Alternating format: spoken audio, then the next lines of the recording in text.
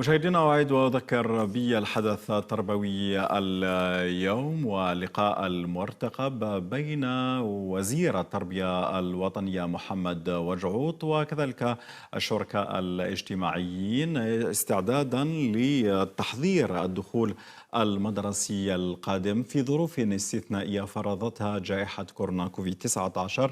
نستمع الآن إلى السيد وزير التربية الوطنية محمد وجعوط.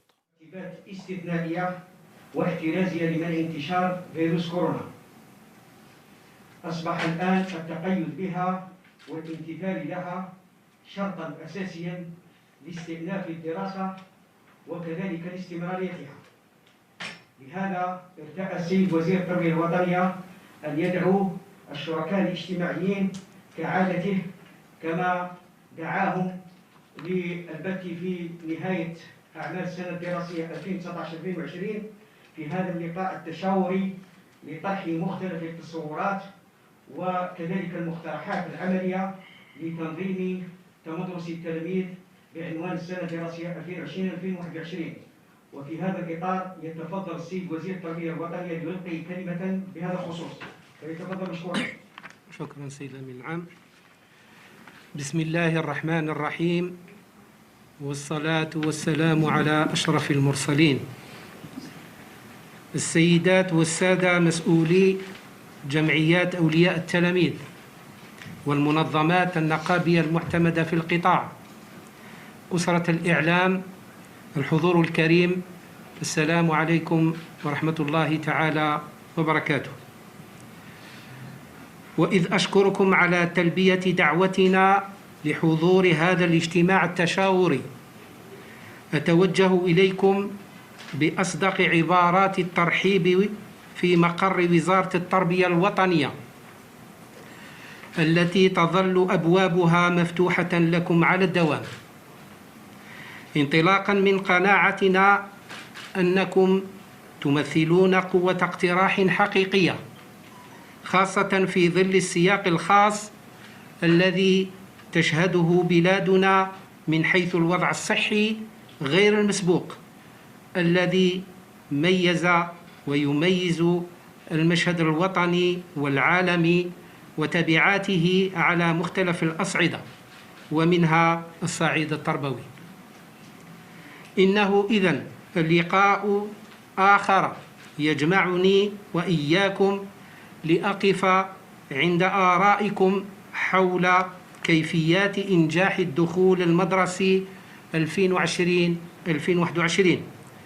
هذا الموعد الاجتماعي الهام بعد انقطاع دام أشهر، حفاظاً على صحة وسلامة أبنائنا التلاميذ وجميع أفراد الفرق التربوية والإدارية العاملة في مؤسساتنا التعليمية عبر ربوع الوطن. ويأتي هذا الموعد التربوي الهام بعد اجتياز أبنائنا التلاميذ امتحاني شهادة التعليم المتوسط وشهادة البكالوريا في ظل تدابير وقائية صحية وتنظيمية وأمنية محكمة وظروف حسنة وهادئة بفضل تجند أبناء وموظفي قطاع التربية الوطنية وجميع أجهزة الدولة. لذلك لا يسعني في هذا المقام إلا أن أجدد تشكراتي الشخصية الصادقة لكل من ساهم في إنجاح هذين الموعدين الهامين اللذين تم تنظيمهما هذه السنة في ظرف صحي خاص تطلب مضاعفة الجهود والتقيد بتدابير وقائية وصحية صارمة. والشكر موصول بطبيعة الحال لكم أنتم الشركاء الاجتماعيين الذين كان لكم دور مهم وفعال في هذا النجاح الجماعي. ولا بأس أن أذكر أن وزارة التربية الوطنية قد سبق لها أن فتحت شهر ماي المنصرم استشارة واسعة مع الشركاء الاجتماعيين حول كيفيات إنهاء الموسم الدراسي الفارط 2019-2020 الذي تأثر بالأزمة الصحية التي تعرفها الجزائر جراء انتشار أزمة كورونا كوفيد-19، حيث تقرر إلغاء امتحان شهادة التعليم الابتدائي وتأجيل برمجة امتحاني شهادة التعليم المتوسط والبكالوريا، إلى جانب تأجيل الدخول المدرسي 2020-2021.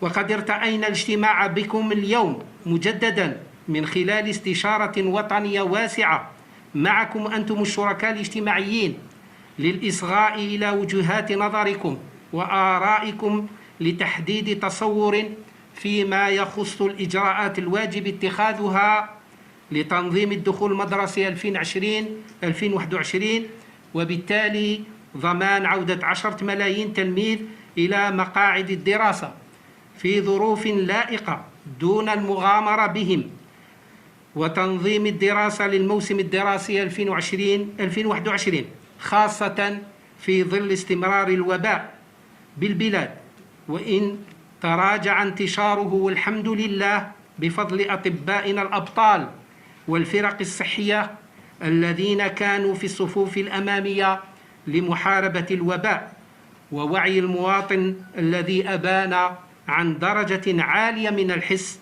المدني باحترامه للتدابير الوقائية المقررة.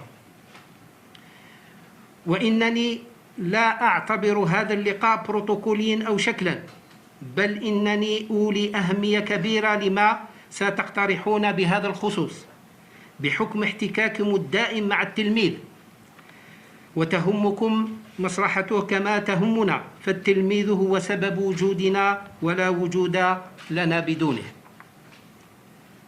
سنتباحث معكم إذن مختلف السبل الكفيلة بإنجاح الدخول المدرسي المقبل 2020-2021 الذي لم يحدد تاريخه نهائيا، وذلك بسبب استمرار تفشي فيروس كورونا المستجد ببلادنا، وإن كانت نسب الإصابات الجديدة في تراجع مستمر في الآونة الأخيرة.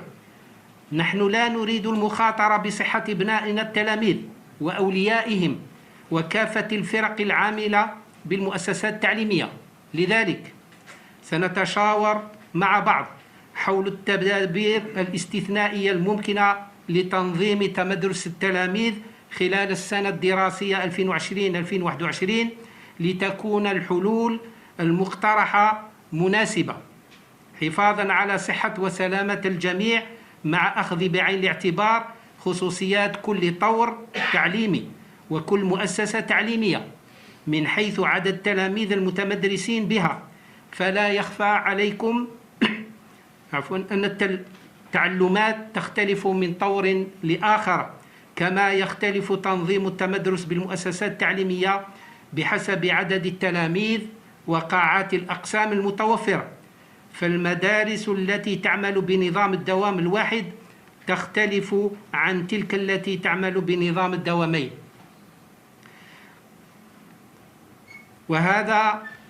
ومن هذا المنطلق أعدت الوزارة مشاريع لمخططات استثنائية لتنظيم الدراسة خلال الموسم الدراسي 2020-2021 بمراعاة مصلحة المتعلم والأستاذ معا، آخذة في الحسبان طبيعة كل طور تعليمي وخصوصيات كل مؤسسة تعليمية من حيث تعداد المتعلمين وطاقة الاستيعاب، فضلاً عن المنطقة التي توجد بها المؤسسة التعليمية. فمن المعلوم أن الوباء قد اختفى ببعض الولايات فيما تراجع بأخرى، ولا يزال يشهد نسب ملحوظة بالمدن الكبرى التي تشهد كثافة سكانية كبيرة ونسيج عمراني كثيف. إن وزارة التربية الوطنية بحكم المهام الموكلة لها وواجبها بضمان استمرارية المرفق العمومي للتربية الوطنية تدارست جميع الفرضيات الممكنة، وخلصت إلى عدد من مشاريع مخططات لتنظيم الدراسة، إلا أنها لم تخرج بقرار نهائي بهذا الخصوص، وارتأت مشاورة شركائها الاجتماعيين والإصغاء إلى آرائهم للخروج بتصور تشاركي سيعرض لاحقا على الحكومة. وتتضمن مشاريع المخططات الاستثنائية لتنظيم الدراسة التي أعدتها وزارة التربية الوطنية جملة من المبادئ العامة تتمثل فيما يلي: أولاً، ضرورة المحافظة على صحة التلاميذ والمستخدمين وسلامتهم بالتقيد الصارم بالبروتوكول الصحي الوقائي الذي تم إعداده من قبل الوزارة والمصادق عليه من طرف اللجنة العلمية التابعة لوزارة الصحة، والمتضمن خاصة ضرورة احترام معيار التباعد الجسدي متر على الأقل، والعمل مع أفواج مصغرة من التلاميذ، وإلزامية وضع القناع الواقي بالنسبة للتلاميذ والأساتذة والإداريين والعمال الذين يمارسون مهامهم في المؤسسات التعليمية. ثانياً، اعتماد التفويج بحيث يقسم كل فوج تربوي إلى أفواج فرعية لا يتعدى عدد التلاميذ فيها 20 تلميذ، ولكن يمكن عدم تقسيم الفوج التربوي إذا كان عدد التلاميذ فيه أقل أو يساوي مثلا 23 تلميذ، كما هو الغالب في شعبة الرياضيات، لغات أجنبية، تقني رياضي مثلا. ثالثا، العمل بالتناوب بين الفوجين الفرعيين. رابعا، تجنب تجمع أعداد كبيرة من التلاميذ وفق تنظيم الاستقبال وحركة وسير تلاميذ داخل المؤسسة. خامسا، ضمان حجم زمني كاف لإرساء الموارد اللازمة لتنصيب الكفاءات المستهدفة في مناهج كل مستوى تعليمي، بحيث يمكن استغلال 6 أيام من الأسبوع في الدراسة من السبت إلى الخميس مثلا بالنسبة للطورين المتوسط والثانوي. سادسا، تكييف مضامين مناهج المواد التعليمية مع التركيز على التعلمات الأساسية لكل مادة بما يتوافق والحجم الزمني المتاح للإنجاز، بحيث يمكن مثلا، وهذا مجرد اقتراح، تقليص التوقيت المخصص للحصة في الطور المتوسط والثانوي إلى 45 دقيقة. سابعا، استغلال كقاعات دراسة كل القاعات المتوفرة بما فيها المتخصصة، مثلا المخابر، مخبر الإعلام الآلي، المدرج، المكتبة والورشات في الطور الثانوي. ثامنا، ضرورة تطوير التعليم والتعلم عن بعد حتى يشمل كل التعلمات وكل مستويات التعليمية.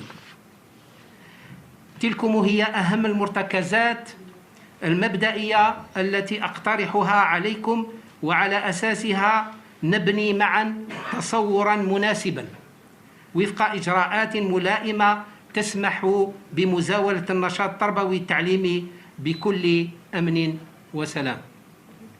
نحن هنا للإصغاء إلى كافة الاقتراحات، وأنا على يقين أننا سنصل معا بعد استكمال المشاورات مع كافة الشركاء إلى ما يرضي التلاميذ والأولياء ويطمئن جميع أفراد الأسرة التربوية، فهمنا الوحيد هو مصلحة البلاد والتلميذ وسلامة صحته وصحة الأساتذة وجميع مستخدمي القطاع التي تظل بالنسبة لنا فوق كل اعتبار. إن الغرض من هذه الاستشارة هو العمل اليد في اليد لتوفير جميع الظروف التي تضمن صحة وسلامة أبنائنا التلاميذ والأطقم التربوية والإدارية في ظل استمرار الوضعية الوبائية عبر العالم. وفي الأخير أطلب من الله تعالى السداد لنا جميعا خدمة لوطننا العزيز، وشكرا.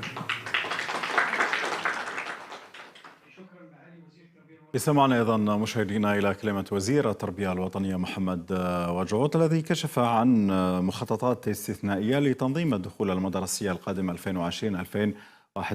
في ظل الظروف الاستثنائية التي تعيشها الجزائر من خلال تفشي فيروس كورونا كوفيد-19 كباقي دول العالم.